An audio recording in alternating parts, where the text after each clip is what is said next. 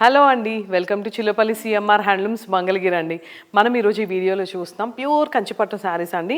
ఇది చూసారు కదా, ఒట్టి గోల్డ్ కలర్. అంటే మనకి ఇక్కడ లైట్ గోల్డ్కి బార్డర్ వచ్చేసింది. 15 ఇంచెస్ బార్డర్ అండి.